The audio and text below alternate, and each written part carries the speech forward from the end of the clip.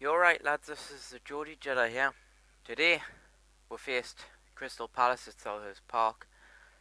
Got a draw, 1-1. Not a huge amount to say. It was a very scrappy game, quite frankly, and the ending pissed us off, which I'll obviously get onto.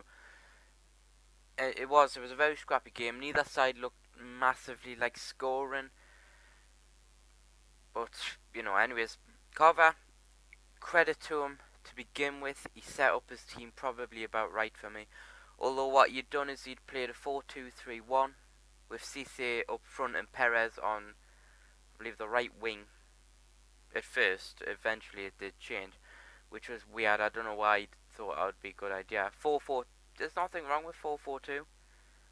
We had words about this. I think it was either last season or the season before. What we'd had to go at Pardew for playing 4-2-3-1, and because we've proven that it doesn't work. You can't score goals. This is Newcastle. You score goals. You might let a couple in, but you're gonna you better fucking score goals just to prove a point. But no, Carver went 4-2-3-1. Pardew probably went much the same as well. Actually, that's not true. He had Shamak and Sanogo. He was forced to make a change early on. Unfortunate for Mr. Pardew. People hate him. Newcastle fans were booing him. I didn't quite catch the start of the match. They'll probably boo him when he came on, when he first showed up. But personally, I was always on the fence about him. I was always 50-50. I neither liked him nor disliked him. He got with fifth, and then he got with fighting for relegation. Then he got with mid-table. He was never the root of the problem for me. It was always Mike Ashley. If you gave Pardew the money, he might have done better. But no, Mike Ashley wouldn't do it. So, Pardew was never the problem for me, although I still wouldn't have been unhappy to see him go, which I wasn't. Right then, on with the game. First 40 minutes, not much happened. Neither side really had chances. Crystal Palace looked on top, but that was only on possession. Nothing more than that. They didn't look hugely like scoring. Tim Krul didn't have a save to make in the first half. Just completely. He didn't really have to do much in that whole game. There was a bit of scrappiness as well, as I said at the start. There were a couple of fouls. Then towards the end, the Crystal Palace fans ended up booing Janmaat. If you wouldn't mind, Palace fans, if you're watching, would you mind putting in the comment section below why? I'm genuinely think I missed something, because I didn't see what Janmaat had done more than any other player deserved. But then, about 42nd minute, Janmaat, funny enough, on the right, puts in an absolutely wicked cross. And by wicked, I don't mean it was brilliant as well. I mean it was powerful. It was straight to Cisse. Cisse, all he had to do, he didn't have to put power behind it. All he had to do was aim it. And that's precisely what he did. And it went in fucking good.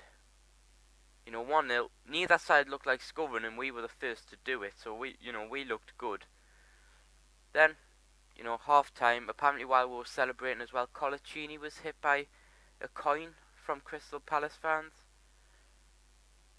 A bit sketchy, a bit dodgy. I'd never colour all Crystal Palace fans with the same cloth. I'll be honest, I personally don't know much of your reputation. You could be amazing fans, you could be violent fans, I don't know. So far as I know though, you aren't generally violent fans. You are very loud, and you make a brilliant atmosphere at Selhurst Park, but you aren't generally violent. So, anyways, basically, a couple of people have spoilt it. They've kind of spoilt it. And from what reports say, Newcastle are looking to take matters further because of the coin hitting Colaccini. So I'm assuming they may be gonna, try to find the person who did it and get him done for assault, perhaps. Whatever. That's not important. This is football. We don't care about that kind of shite. In the end of things, came out second half. No changes either side. Kind of fair enough.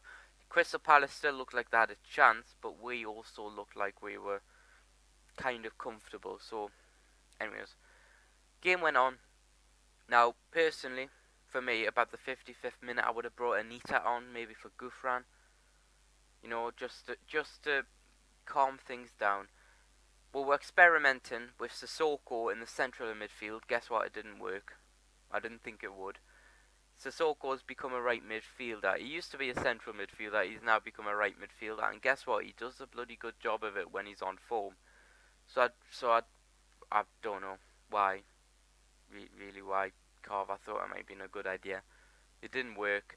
So I thought, put Cabell on the left, put Perez in the middle, just by Cisse, put Sissoko on the right, take Gouffran off and put Anita on, just to, not necessarily to weaken our attack, more just to calm things down and maybe have a little bit more possession. That's what personally I would have done. Didn't happen, basically. Then, around about the 72nd minute, thereabouts, Blassie comes on.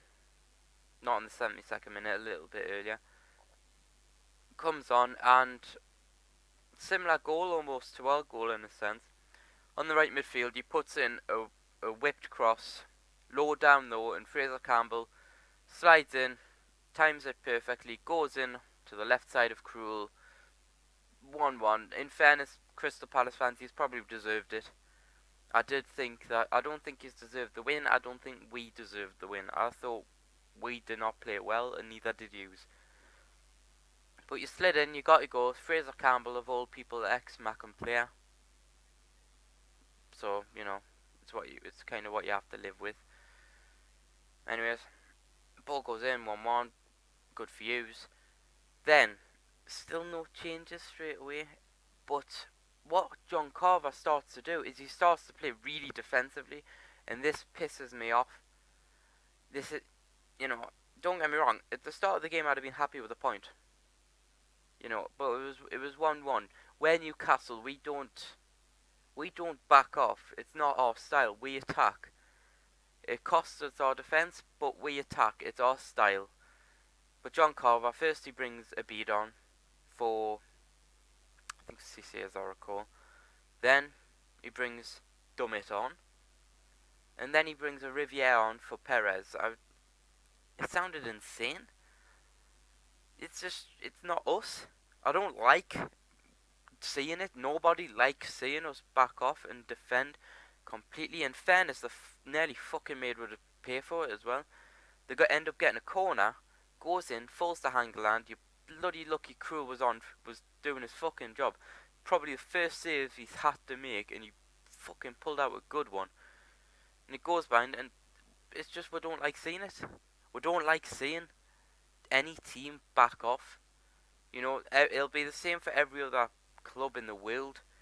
Don't like seeing the team back off, and in Newcastle in particular, it's not a nice sight, and it's not what we're used to. Well, actually, it is what we're used to, unfortunately, recently, within the past, 3-4 years. Hell, 5 years, but we don't like to see it, and we don't want to see it. We don't want another Pardew Carver. There was a good reason fans didn't like him, and that's because of stuff like that. No passion. I thought, you being a Geordie, perhaps you'd do better. No passion. No passion whatsoever for Newcastle, really. You're thinking of yourself a bit, mate. Thinking of, how you can go further with Newcastle and then become a manager yourself and whatever, but it's just not nice to see. Anyways, next game I believe is against Chelsea. Not this weekend, the next weekend, so that'll be something to look forward to. I think I'm probably wrong actually. This has been the GeordieJedi. Leave a like if you can, it really helps. Subscribe for more videos. May the force be with you.